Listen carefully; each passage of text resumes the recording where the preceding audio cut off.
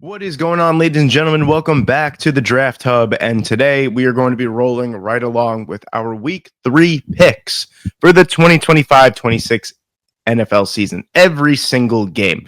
As you can see here, we are 25-7 so far this year, which is awesome.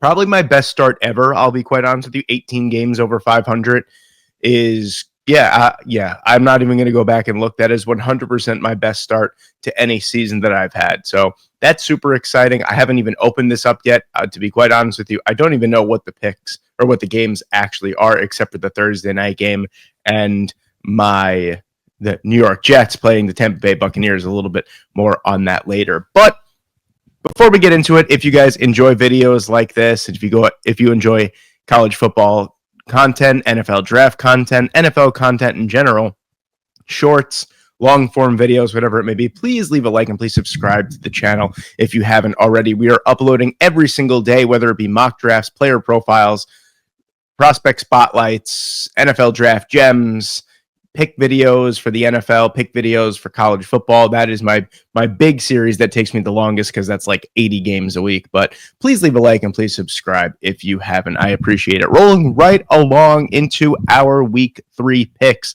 We have Thursday night football here between the Miami Dolphins taking on the Buffalo Bills. And the Buffalo Bills really kind of have a tale of two games throughout the first 2 games of the season. One, it was that they couldn't stop anything on defense in week 1, but their offense looked unbelievable with Josh Allen throwing for almost 400 yards, about 250 of them in the fourth quarter, if I read that stat correctly.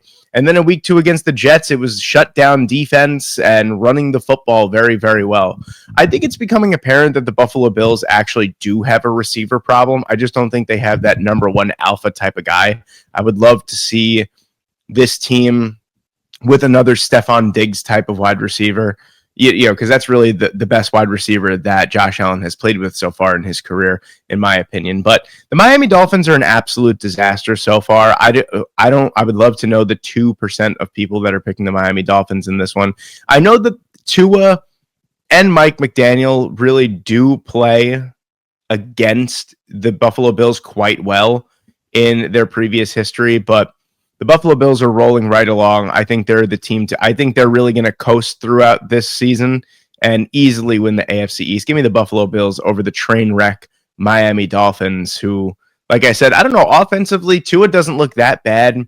They could run the football. It's just defensively, they are so bad. Really, we all saw that coming in the offseason with the moves that they were making and the lack of talent replaced in that really weird Jonnu Smith, Jalen Ramsey, Minkah Fitzpatrick trade. It was really, really strange, but this Miami Dolphins team just can't get it together on the defensive side. Moving on, we have the Green Bay Packers and we have the Cleveland Browns here. Again, another one that I think is pretty simple. The Browns, just can't really get out of their own way at this point. I mean, they played well in week 1, and they played well for most of the game against the Baltimore Ravens. The 41-10 scoreline doesn't really do it so much justice because they feel like the Baltimore Ravens kind of ran away with that late.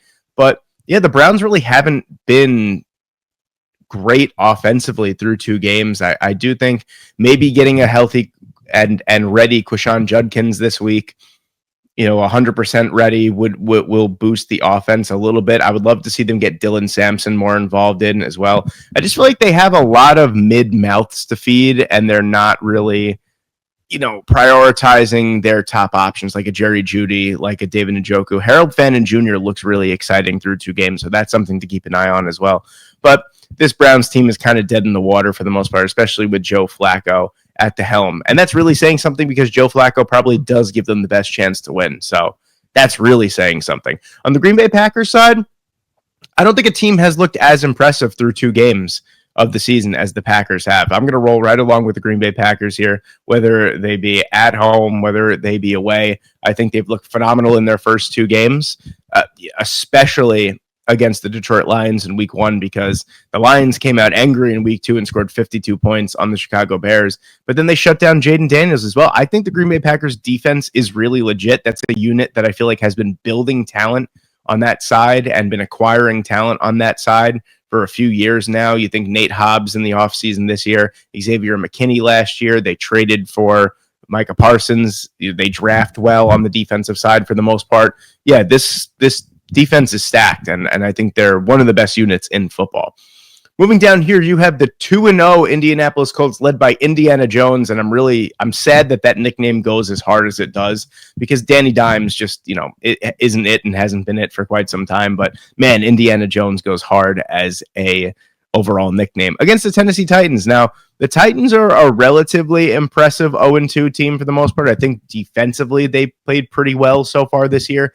Cam Ward has looked halfway decent as well. That unbelievable touchdown pass across his body to Alec Iomaner was a really awesome play as well. He's another player that is really going to break out in a massive way, a steal in the 5th round for the Tennessee Titans, but I think he's coming into his own. I think it's going to take him another 1 or 2 games, though. I think this Colts offense and really the defensive side, they've been more than impressive. This is a unit that I feel like is kind of in the middle where they're not bad, but they're not really that good. But they played very well through 2 games.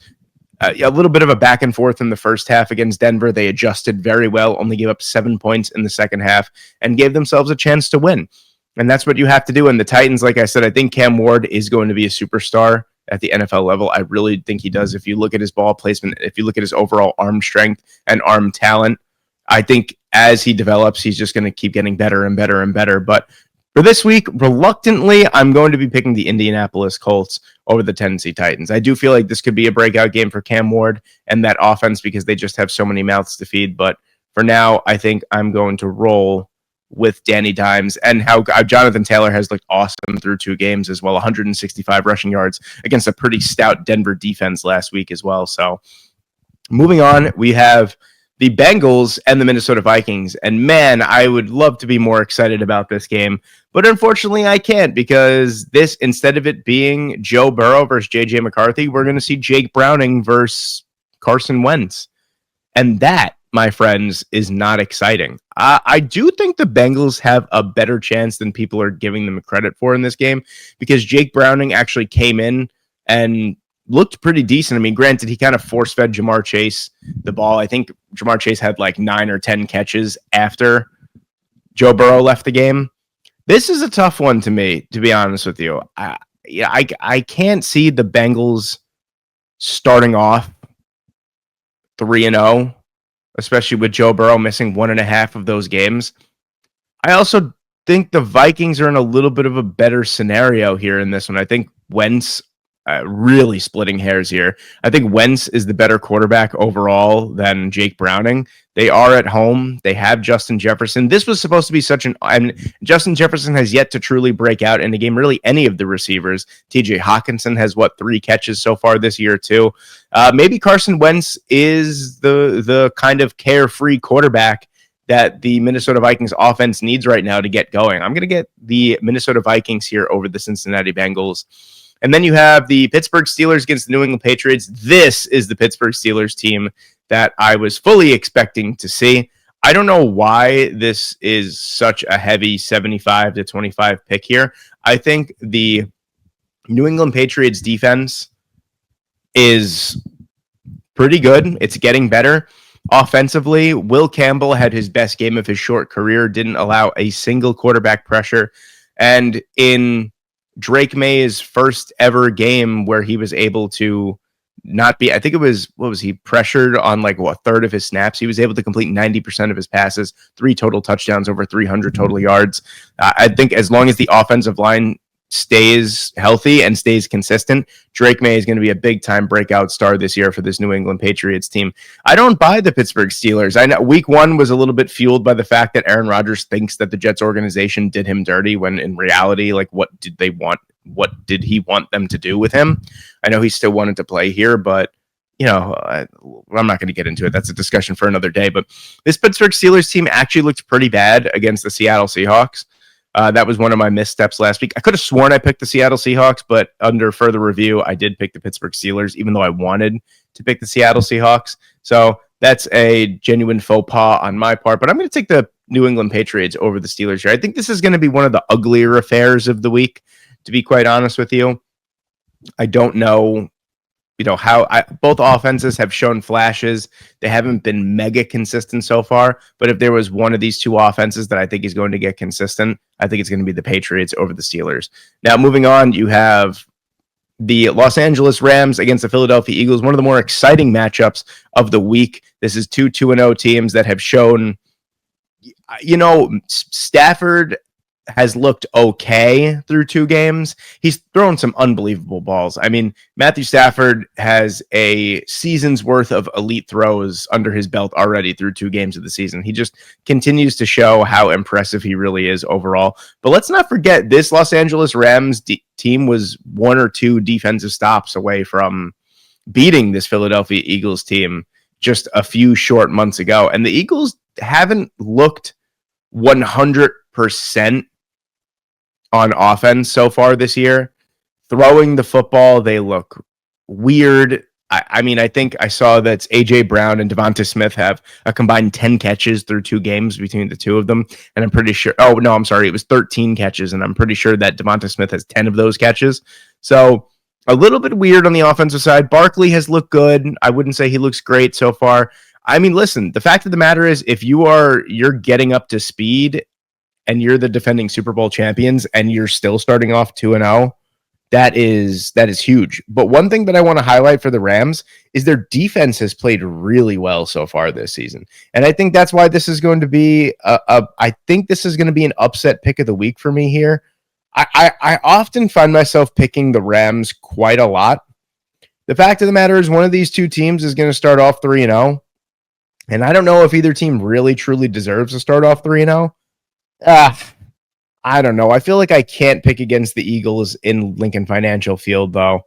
I'm gonna have to go with the Eagles reluctantly, but this could change. Sometimes I do change my mind, and halfway through the week I will change it, but the video is already out, so I will highlight that at the beginning of next week to further prove the record, so you don't think it's bullshit. But I'm gonna go with the Philadelphia Eagles here. I'm a little worried about it, I guess I would say. My New York Jets at 0-2 taking on the Tampa Bay Buccaneers, the 2-0 Tampa Bay Buccaneers, who I cannot express enough concern in this game as a Jets fan that the defense has looked absolutely abysmal through 2 games. The pass defense is not there. Whenever the Jets knock down a pass or intercept a pass, it's off of a defensive holding. It's off of a pass interference. The one thing I will say is that the pass rush has been pretty good. The Jets sacked Josh Allen a couple times. They sacked Aaron Rodgers 4 times. So the pass rush can get there. That's for sure. So if there's one good takeaway, it's that Quinnen Williams and Will McDonald and Jermaine Johnson have actually looked really good to start the season. Other than that, it's been a disaster on the defensive side. After a awesome week 1 showing by Tanner Engstrand and Justin Fields, they were bottled up completely. There was really nothing for the Jets to do on the offensive side of the ball. They looked weak. They looked flat. Garrett Wilson really couldn't do much either as the lone true target for Justin Fields. This is going to be a mauling, in my opinion, especially away from home for the New York Jets. Yeah, regardless, it doesn't matter. That giant air conditioner of a stadium, it has no soul in it whatsoever. But I think the Buccaneers 2-0, playing some really good ball, especially on the defensive side, coming off of a last-second touchdown win against the Houston Texans away from home. Give me the Buccaneers big. I think this is the biggest blowout of the week. I think the New York Jets lose by probably 30 or 40 points. And I'm not saying that as a bitter Jets fan. I'm just saying that I truly, from what they've shown on the defensive side of the ball, I don't think that they could keep up with this Tampa Bay Buccaneers offense. Moving on, you have the Las Vegas Raiders and the Washington Commanders. This also is a game that a few days ago looked a lot better than it does now. Ashton Jeanty hasn't looked so spectacular so far throughout his career. It is young as well. Geno Smith is coming off of a dismal 3 interception performance against a very, very solid Los Angeles Chargers defensive unit. The Commanders are potentially going to be without Jaden Daniels this week, so I don't even know who that gives them at the quarterback position. I'm going to have to actually check that because off the top of my head, I don't know who it can be. And I just got a notification that the Vikings put Aaron Jones on injured reserve. So just pardon me a second while I look this up. It is Marcus Mariota, and I feel like I should have known that, but I feel like Mariota has actually played pretty decently as a backup quarterback, settling into his own after being the number 2 overall pick in 2015 and having a couple decent seasons there with the Tennessee Titans. But I feel like he's settled into his own as a pretty super backup quarterback. This Raiders team, I don't know, man. They had a good showing in week 1 against the New England Patriots. Geno Smith threw for like 360 yards. The defense looked pretty good. The defense, to be quite honest with you, didn't really look that bad again last week. You kind of figure in today's NFL, if a defense gives up 14 and 20 points, you're probably 2-0, but they can only muster 9 points of offense last night against the Los Angeles Chargers defense. But I think I'm going to give the slight edge to the Commanders in this one. I don't. I really don't know, to be honest with you. They haven't really looked necessarily spectacular, but I think the weapons that the Commanders possess, again, I feel like when a backup quarterback comes in there, he has no loyalty to any receivers. He is just throwing the ball around. He doesn't give a shit. I know he obviously cares, but he's going in there. There's lower expectations. I feel like Mariota could really make some noise with Deebo Samuel and Terry McLaurin. Don't forget about Jalen Lane. The corpse of Zach Ertz is still playing some pretty decent football. I think he has 2 touchdowns in 2 weeks.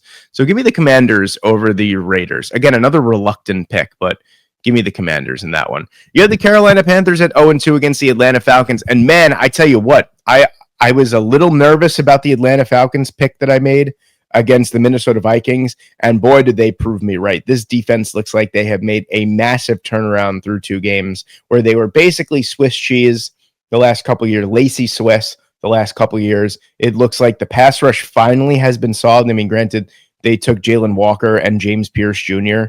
back to back. Your pass rush should be figured out after doing something like that. They sacrificed a lot of their future, or at least a future first-round pick for that, and it looks like it has paid off in the short term so far.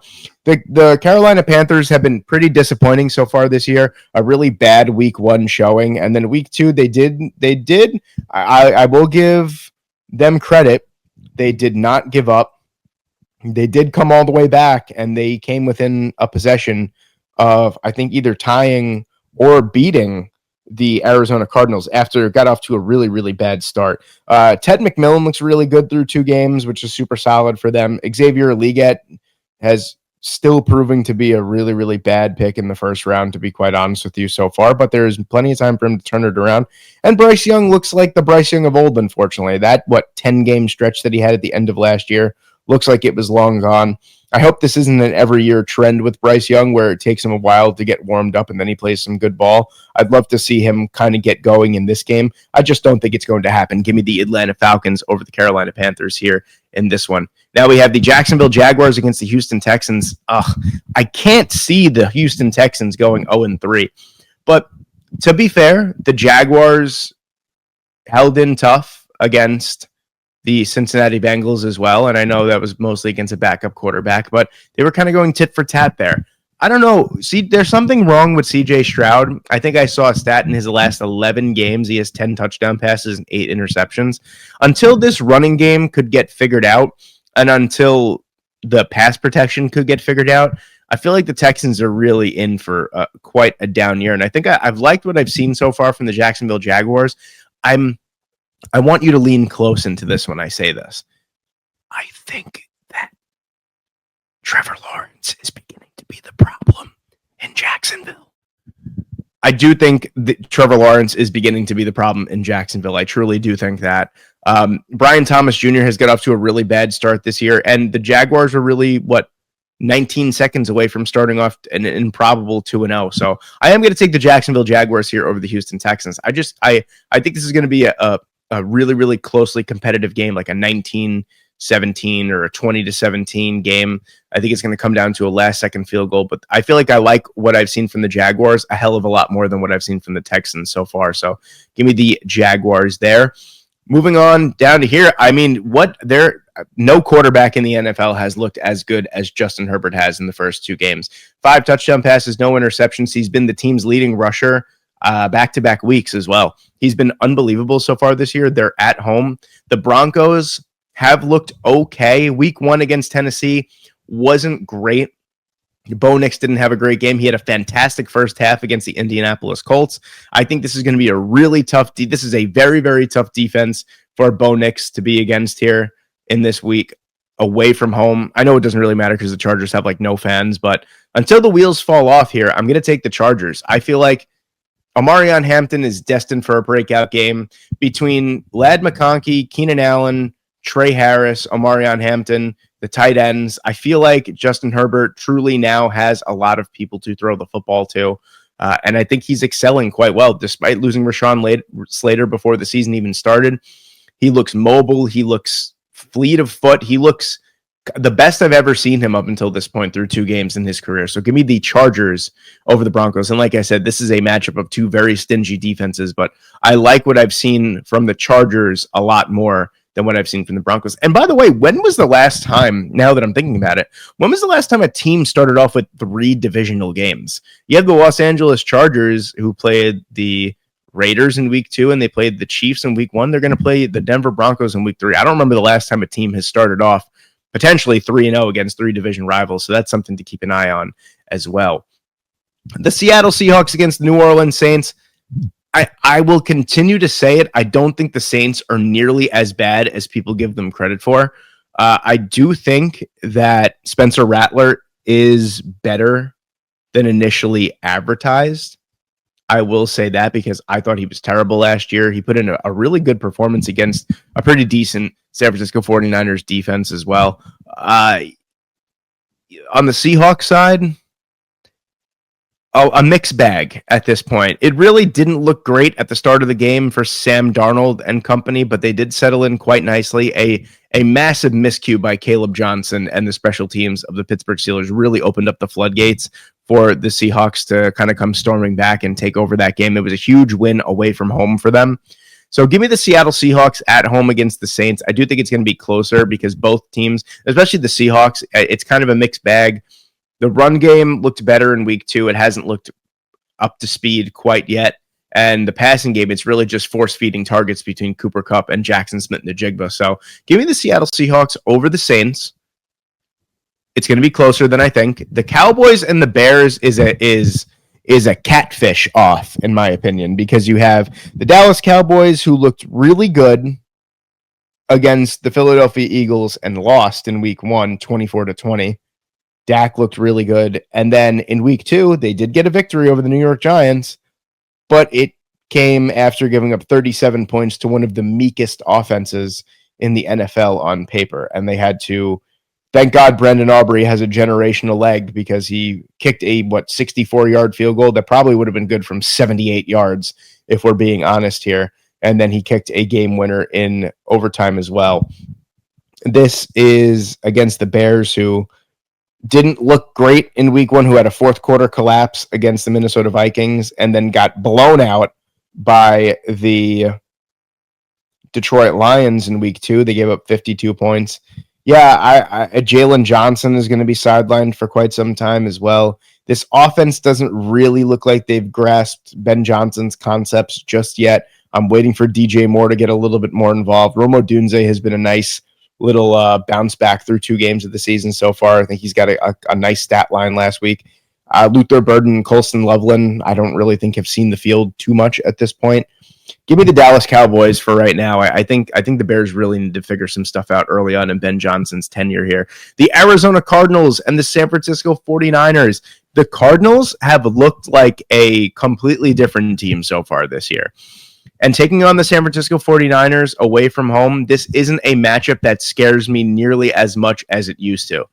I think that the Cardinals actually match up this year very well against the San Francisco 49ers. They have Mac Jones at quarterback. I don't think Brock Purdy will be ready for this game. I don't really know if it'll matter to me in the way that I'm going to be picking this game, but I am going to pick the Arizona Cardinals in this one. I do think it is time. It is time for Jonathan Gannon. It is time for Kyler Murray. It's time for these guys to figure it out. They've just missed out on the playoffs, or just missed out on being a halfway decent team for the last couple of years. This is the time. And it's interesting because the wide receivers haven't really contributed that much through 2 weeks either. It's really been the Trey McBride show. James Conner has looked pretty good. And Kyler Murray has played some pretty decent ball so far this year, and the defense has actually looked really, really good. Give me them over the 49ers. And then moving on to our final two games here, you have, barn burner of a game here between these two. The Kansas City Chiefs and the New York Giants. Who would have guessed that going into this game, week 3, we're going to say the winless Kansas City Chiefs taking on we kind of could have figured the winless New York Giants, but not the Kansas City Chiefs. That is certainly a surprise. The Chiefs are away from home, and the last time the Chiefs played the Giants, it actually was a lot closer. I don't know. This Chiefs team is weird. They don't seem like they have that spark this year. It doesn't seem like they're going to be able to coast through. I know that they've had 2 really tough games at the beginning of the year away from the country in Sao Paulo against a very, very stout LA. I was going to say San Diego. Then I was going to say San Francisco. LA Chargers defense, and then against one of the best defensive units again last week, even though they were home against the Philadelphia Eagles. It does feel like there's something lacking on this offense. Xavier Worthy has been a non-factor. They're clearly missing Rashee Rice. Travis Kelce, even though having a couple of good stat lines, looks like he lost about 3 steps. The running game is non-existent. But give me the Chiefs over the Giants. Even though I do think this will be a lot closer than anticipated, I do think this is an actually pretty decent showing on Sunday night here. But give me the Chiefs. The Chiefs must win, especially if the Chargers win against the Broncos. This is already a must-win game for the Chiefs. They cannot go 0-3 and have a division rival going 3-0. So especially in a jam-packed AFC, it can't happen. Give me the Chiefs over the Giants. And then the Detroit Lions against the Baltimore Ravens. This is a barn burner. This could be a very, very highly scoring game. But I feel like Jared Goff really struggles away from home on Sunday Night Football or in prime time, maybe outside of a couple games here or there. I know that he did ball out against Dallas a couple years ago on a Saturday night game, I want to say.